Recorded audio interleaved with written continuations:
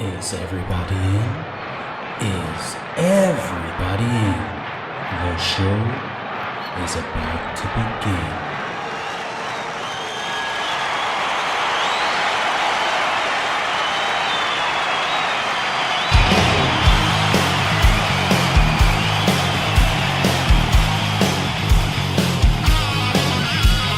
Welcome to the podcast, concerts that made us, interviews and stories, tales from the bus. We love taking you back to when it all went down, the greatest live shows and that cheering crowd sound. It's concerts that made us, concertsthatmadeus.com.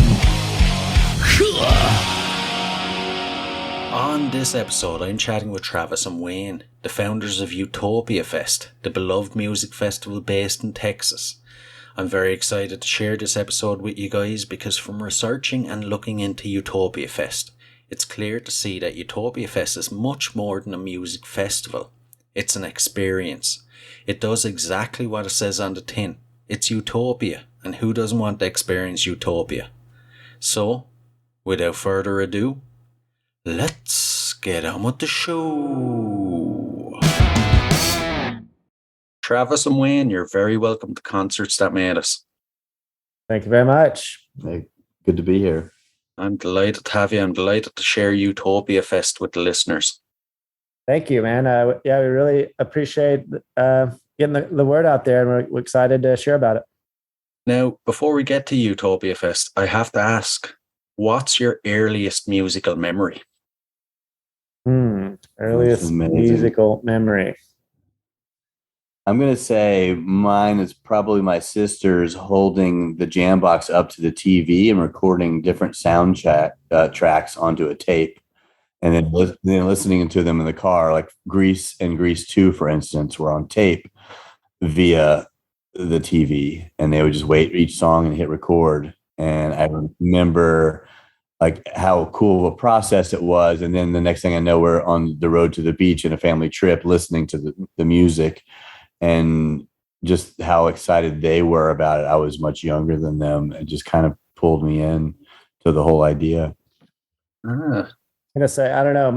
I come from like just a really musical family. My mom and her sisters were always singing, and they were like big in like the church choir and whatnot. And I like grew up, in the church world. So that's probably where I experienced it the most at first. But I was living out in Utopia, which is like a pretty remote place. So my exposure to a lot of music was pretty limited. But I don't know. I just remember getting into like, the alternative and like grunge rock phase and all that just through like the two radio stations that we would get out there.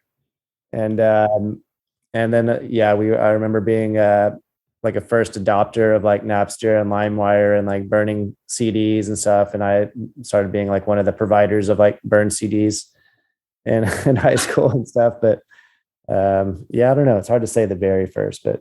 Geez, the good old days of sharing music that way, huh? Right. Yeah. And what was a point in your early life then that made you realize you wanted to work in the music industry? For me, I honestly had no real desire to. I don't know. It was hard for me to pick a clear path for most of like my school years, and so I grew up out in Utopia, and then went to Texas State University in San Marcos, which is just south of Austin, and just kind of got into a communications degree. Just wasn't really sure what I was going to do with it.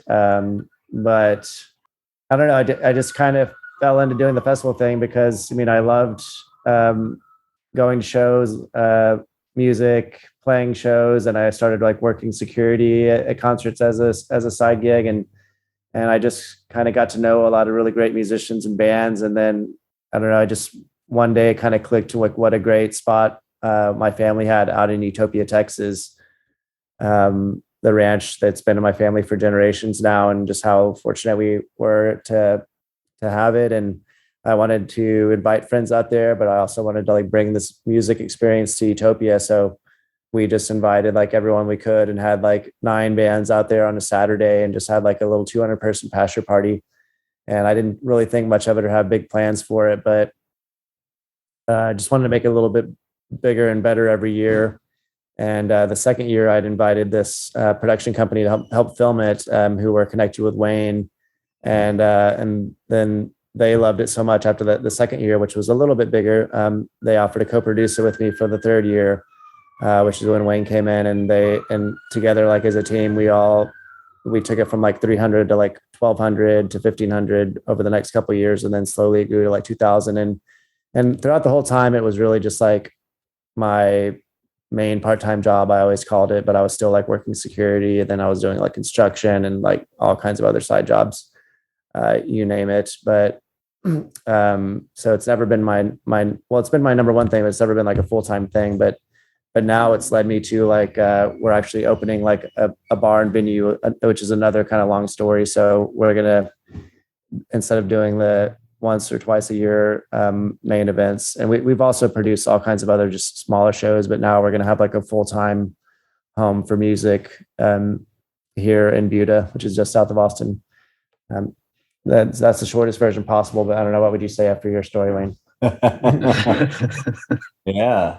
I mean, I was in theater growing up, and so I always loved being around a stage and performances in musical theater. And then in college, I started playing music with some friends.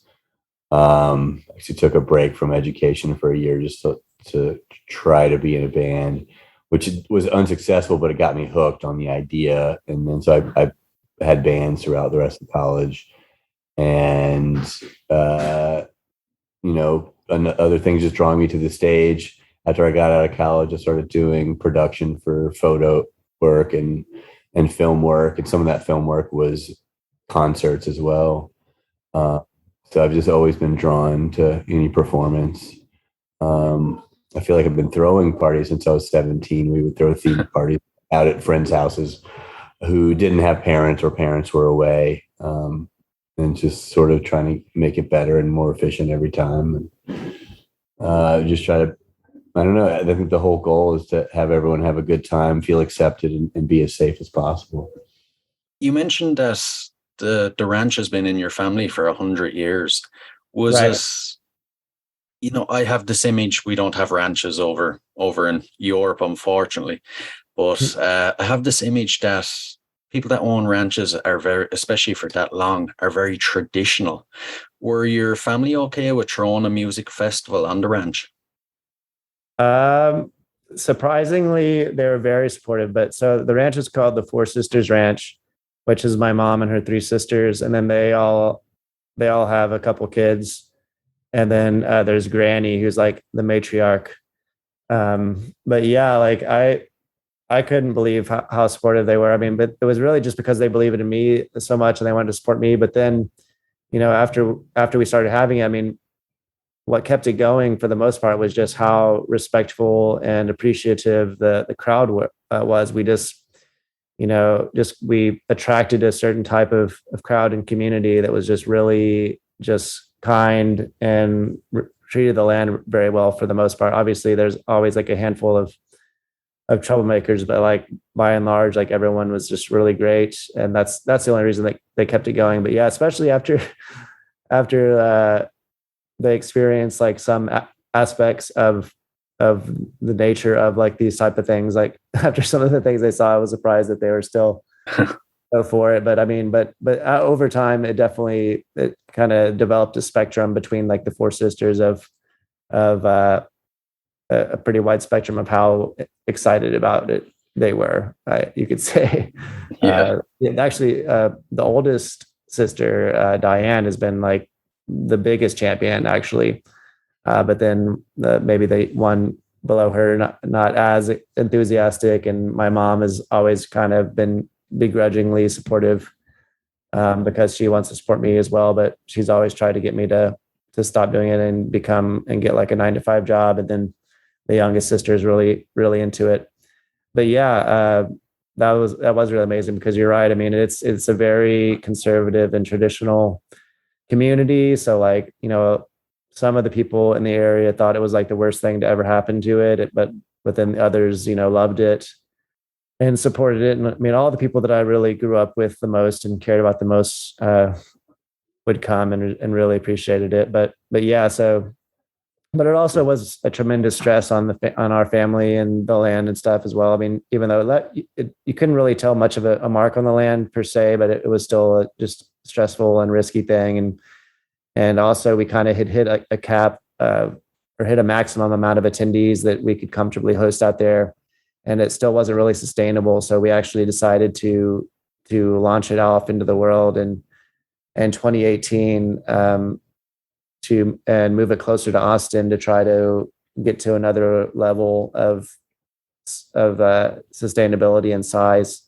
But that's another super long story too. That kind of backfired on us, and we've kind of been like recovering ever since. But then we also decided to kind of rebooted the concept and started doing smaller events back to the original location as well. But in the same time that we're doing these bigger events, and now it's in Burnet, Texas, just northwest of Austin.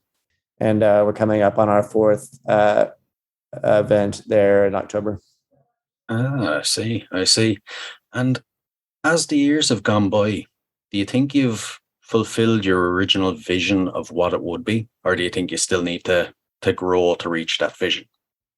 Well, yeah, there never was a super specific or clear vision for it. Honestly, I mean, we just wanted to, like Wayne said, host a safe and fun time. And I mean, from the beginning, I just wanted to make it a little bit bigger and better every year. And I mean, it's definitely far exceeded any expectations or hopes that I could have ever had. I mean, it's just been fulfilling in just so many different ways, and just led to all kinds of just amazing connections and experiences and just really touched a lot of lives. So yeah, I mean, it's been super fulfilling and just a really great experience for us. So we're really proud of it. One thing I noticed is just the vibe that seems to be there. You know, everybody is happy. It's peaceful. It's just, you know, pure music lovers. How do you go about establishing that vibe and maintaining it? A part of it is, I guess, the booking of the bands. We book an eclectic amount. There's nothing that's too over the top. It's all family friendly as far as the distortion goes, as far as the yelling goes, as far as any cursing goes. But it's also of a quality level to where if that's something you are into, you don't necessarily miss it for the weekend. And I think also when you throw music down with campers, anyone driving an hour to 3 hours, depending on which ranch, to come camping is already on the same page. They have a respect for nature. They've come mostly prepared. They're now like hanging up decorations in the trees. They know their campsite. And so I think when you have all these campers and music lovers, you've already created a space that's people are just ready to be outside. It's so not crowded. Both these ranches are around 1,000 acres. And we only have 2,000 people out there. And so like everyone could fit in front of the sound booth if they wanted to. There's no lines for the bathrooms, very little lines for the bars. It's instead of a huge fest where you're actually having to negotiate through a sea of people.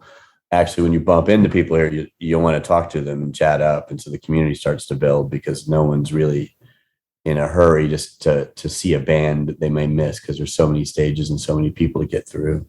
It's the environment, the camping and the music really conduct the peaceful crowd. And I suppose at this stage, you probably actually have a community of fans that come back every year almost. Yeah, I believe over the years, it's like 66% return rate. We've had people now that have raised their kids there over 9 years to the point where like, we got to get them this year because we might lose them next year. They're 16 now. As far as their interest level goes. We've had couples meet there and then 2 years later got engaged there and then 2 years later got married there. Oh. Yeah, we've had several weddings and engagements. That's interesting. Now, you don't often hear about that at music festivals.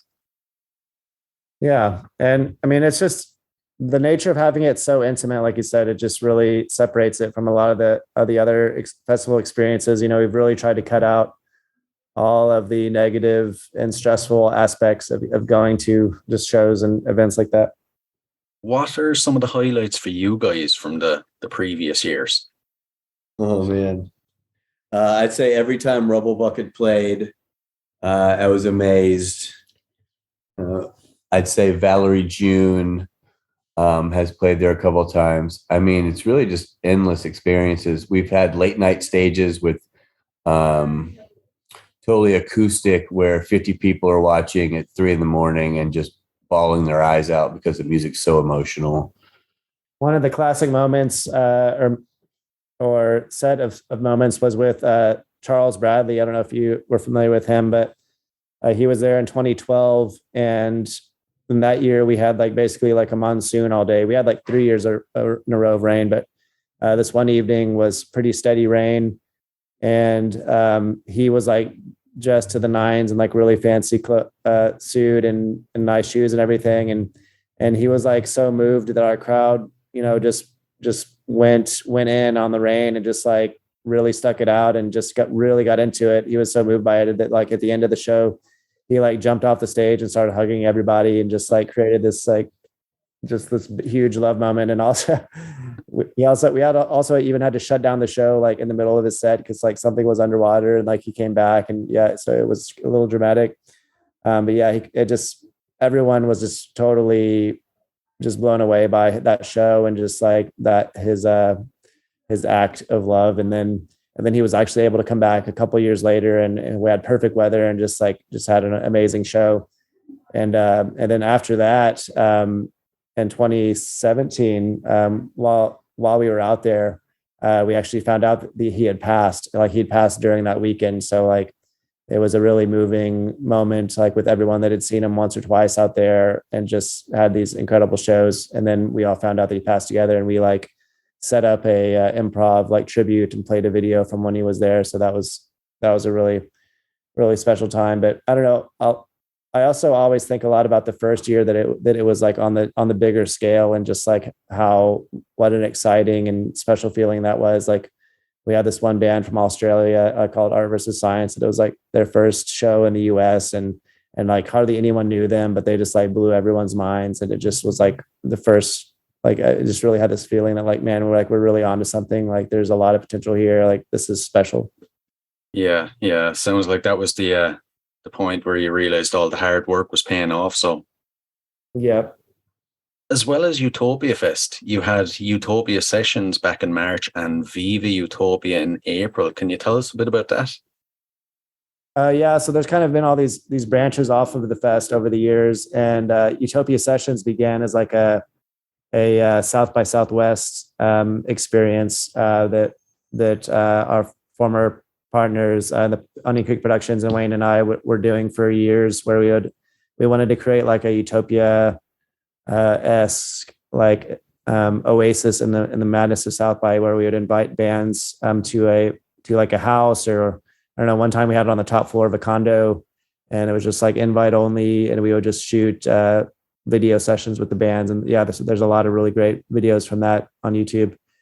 And then it's kind of evolving into more of a traditional day party, but still like more intimate and more easy and more of the Utopia feel. But like I mentioned, we also, after we moved UtopiaFest to Burnett and had a really rough time in the process, we decided to reboot the original concept back at the Four Sisters Ranch. And that was called it Sweet Party the first couple times, but then we called it Viva Utopia after that in April. And that's turned into a really special thing for us. It's about 500 people and just really kind of back to the basics camp out with just one stage and just no bells and whistles, just the camping and the hang and the music, which has been really great. But yeah, we've also just done Utopia Presents, a bunch of other just standalone shows over the years as well. And like I said, now we're turning it into a full-time venue. We might as well get to this year's festival. It's taking place between October 14th and 15th with a lineup including John Scofield, Shovels and Rope, and Sir Women. What more can you tell us about it? Oh man, the music's off the chain this year.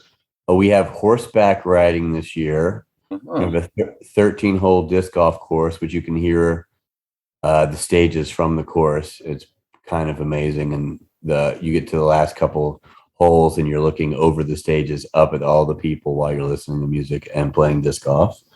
Got morning yoga is back and a gong bath. After the main stages stop, we'll have Purple Bee will have a family jam back at their camp, and then we'll have a silent disco around a bonfire with 300 cordless headphones and DJs, so the families can sleep and the late nighters can continue on. Sounds absolutely epic. If I had to pick a downside to it, the only downside I could see with it is that it's only 2 days. It should be like a month long. It sounds like such an epic experience. We wish, yeah. We do have a traditional Thursday pre-party, so people who can't get enough, which is usually about half the crowd, comes in on Thursday. We don't start till 7, so people can get there early and pick their usual campsite, and then we have 3 or 4 bands play that Thursday to sort of christen the land. It gets us one stage up and going, and then by the time we get rolling the next day, we'll have both stages going. So that's been, we have realized it's not long enough, and so we tried to add, and then we have a special people who really want to come in. They can come in Wednesday if they want to come camp early, super early. A lot of times people want to land there for their friends. We've got like 80 registered camps with us now, and those are anywhere from 6 to 30 people big. And so those camps we'll often see, year after year. And tickets, of course, are available at the moment, are they? Yes, indeed. Yeah, at UtopiaFest.com. Brilliant. I'll include the links in the show notes for this episode anyway to make it easy for the listeners to get them. For sure. Yeah, I don't know. I'm really excited about as far as this year. We have like a couple legends. We always try to get some of the more legendary figures. Like this year, we have John Scofield and Victor Wooten, but also we have some really down home kind of Utopia Fest house bands. Like you mentioned, Sir Woman, that's Kelsey Wilson, who used to be in Wild Child, who became really successful, and they're about to come out with a new album again soon. But they're amazing. They're playing almost every year. Then one of the coolest things we have happening is Charli Tuna from Jurassic 5 is going to be backed by Brownout, which is also are main members from Grupo Fantasma, but they've been kind of a traditional staple for us. They've backed up like Bernie Worrell in the past, and like Gene Ween, and they do, they're just one of those main house bands. So it's going to be like a once in a lifetime thing with them, comboed with Charli Tuna. It's going to be really epic. They're like an 8-piece, like Latin funk ensemble. So that's going to be a really special one. Sounds unmissable now, to be honest with you. If I wasn't all the way over here in Ireland, I'd be definitely the first in the queue to get in there. Let's make it happen. Yeah, definitely. And would I be right in saying that you guys didn't have to stop during the pandemic, that the way you guys do it, you could keep going? We ended up postponing. We technically could have, but we had like a small, like 200 person event in October of 2020. And it was like almost just like kind of an invite only thing, or like a little under the radar. But we did come back strong in 21 in April, as well as in October. So we were definitely one of the only bigger, quote unquote, bigger scale events, or one of the first bigger scale events to come back, like in our region, for sure. Yeah, there was too many unknowns. Like technically we could have actually had it in 2020 as well, but there was just kind of too many unknowns, and a lot of the touring bands were canceling and everything. Yeah. I suppose I didn't think about that. There was actually whatever about you guys being able to do it, there was a lot of bands that weren't actually touring.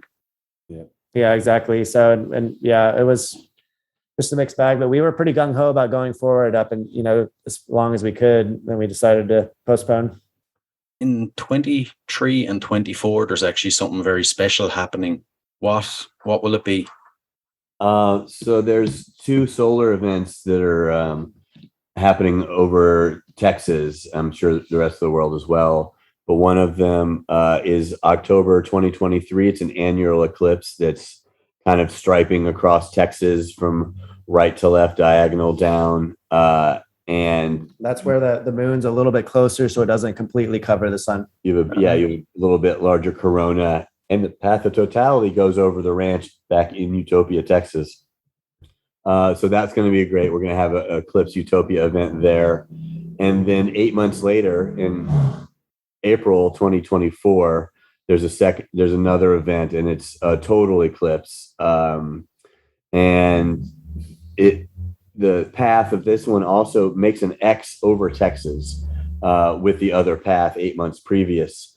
And in the vertex of that X, somewhere in that vertex is the ranch. And so both of them are going over the ranch. And so it's kind of this weird event that you would, I think it's a rare thing that would happen so close together in the same spot.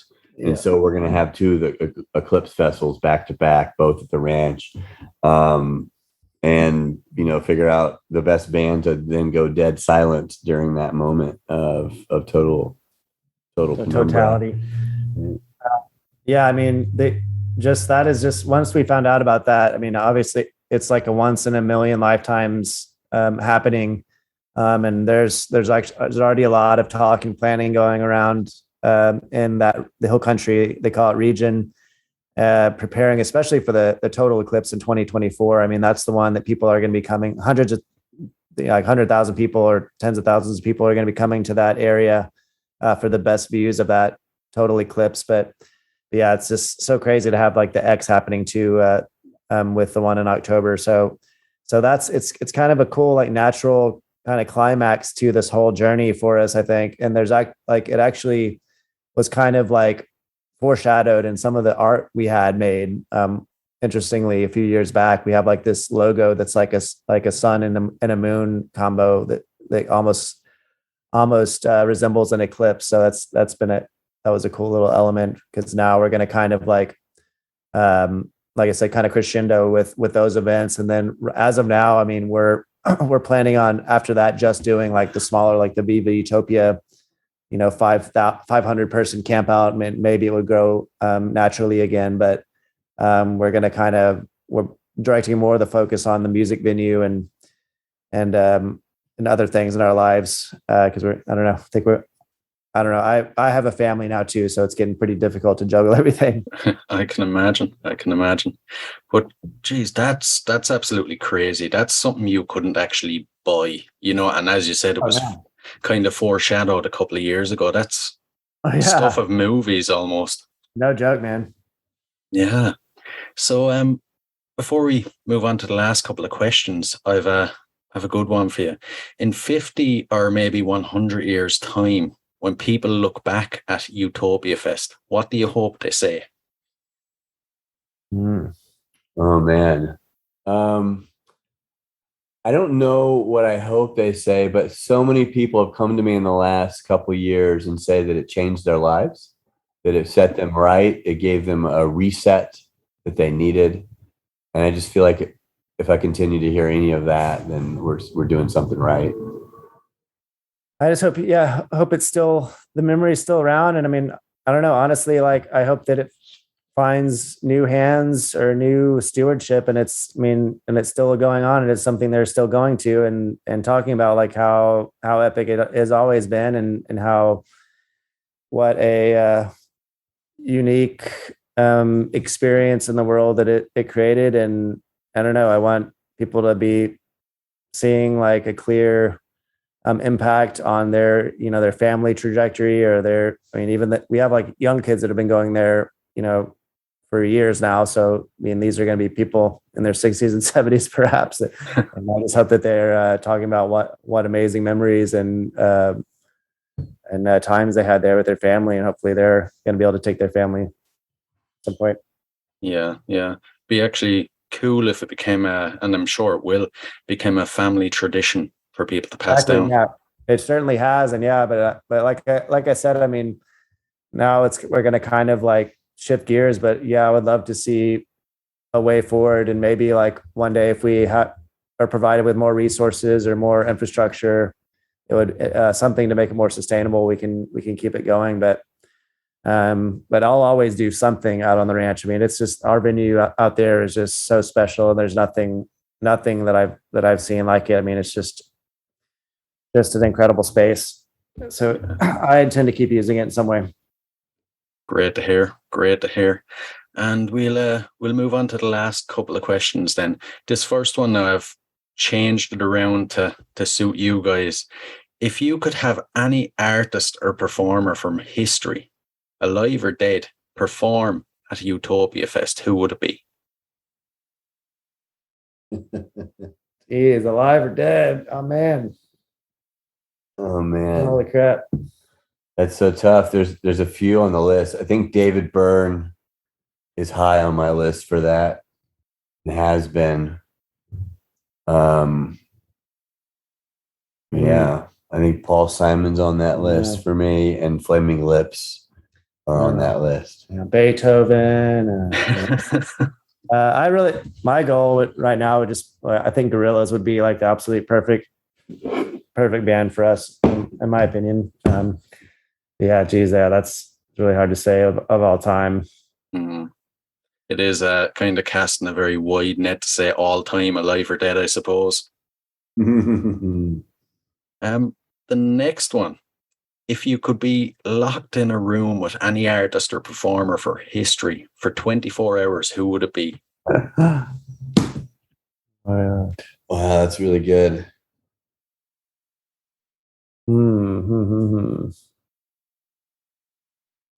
I'm almost going to stick with David Byrne on that one. Jeez. Yeah. Jack White. I'll go Jack White. Two good choices there.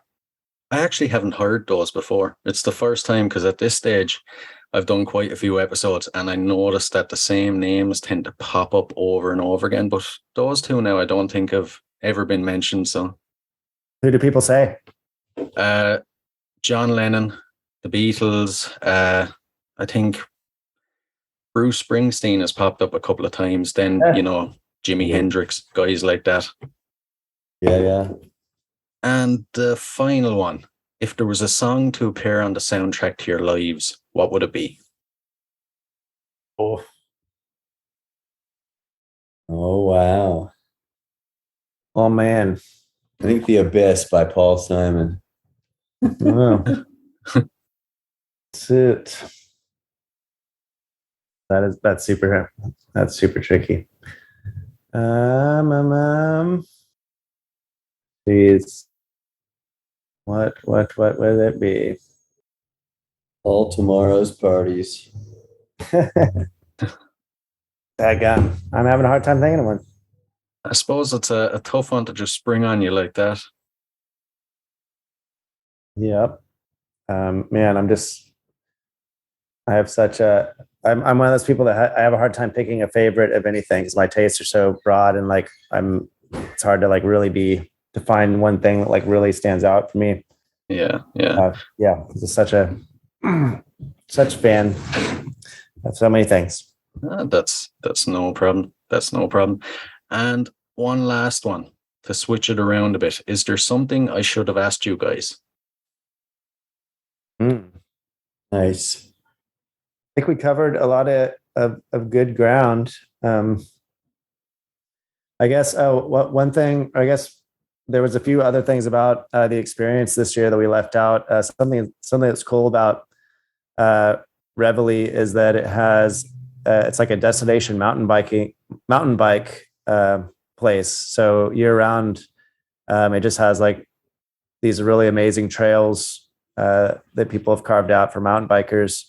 So that's also a big element. And I think Wayne mentioned the disc golf, which is a really sweet and unique course that you can kind of see the whole festival and hear the whole thing. And he also mentioned mountain biking, but then we'll have yoga is a big part. And then we'll have workshops about all kinds of different stuff and just really cool food and beverage experiences. And it's really cool how usually main sponsors at festivals are Budweiser or Coca-Cola or something, but we have all local really craft and quality beverage companies coming in. this one called Real Ale, which is like the biggest independent craft beer in Texas, I think, as a really big supporter. And like they have like experiences where they're pouring cocktails and drinks for people and interacting with like the actual makers and owners. And then as well, the same thing with a wine company. That just love being out there, just interacting one-on-one with people. And then another thing is it's very kid friendly, which I think we kind of touched on, but we have like a whole dedicated experience for families and young kids. And that's always been a thing that set the tone a lot. People have called it like a wholesome feel that because of all like the young kids that are running around, it kind of like keeps people reined in a little bit. So yeah, I mean, it's so much more than just like a music festival. It is really just like a holistic and just well-rounded experience for all types and like all ages of people. I mean, we've had, 8-month-old kids to like 80 years old and everything in between, all different walks of life. And we've always really wanted it to just be a place where that you can unplug from technology and social media and just like the cares, all the hot political, cultural, social issues, and it can all just like be set aside. And it's just about, getting the most out of life and just really enjoying nature and music and fellow humans. We've gone out of our way to really maintain that type of space of inclusivity and like and neutrality, and really make it a place where anyone can come in, feel welcome, and feel the love. Brilliant. I have to say, it sounds like absolute heaven. That's the goal.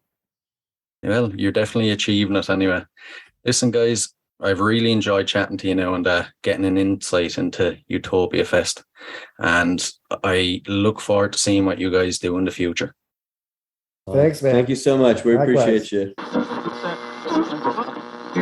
Hello, everyone. I am Matthew Thomas, the spirit of Super Cool Radio, and if you're looking for a great podcast that features the best independent and up-and-coming bands and artists, then check out my podcast, Super Cool Radio. Each week, I deliver fun interviews, and every Friday, I spin some killer music. You might not know some of these bands that I feature, but I guarantee you will love them. Check out Super Cool Radio on YouTube, Rumble, Anchor, Spotify, iTunes, or the streaming platform of your choice. Tune in and rock out.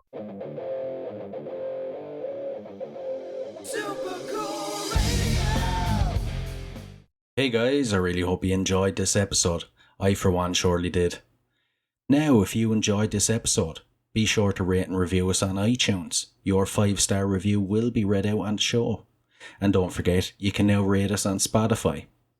You can find and follow us on all social media at Concerts That Made Us Podcast.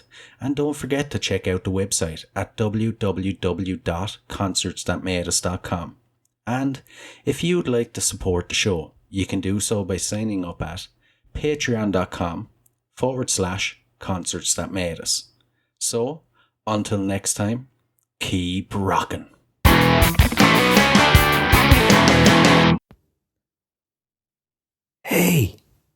Hey, what are you guys still doing here? The show's over. It's over. You can go home. Go on. We'll see you next time.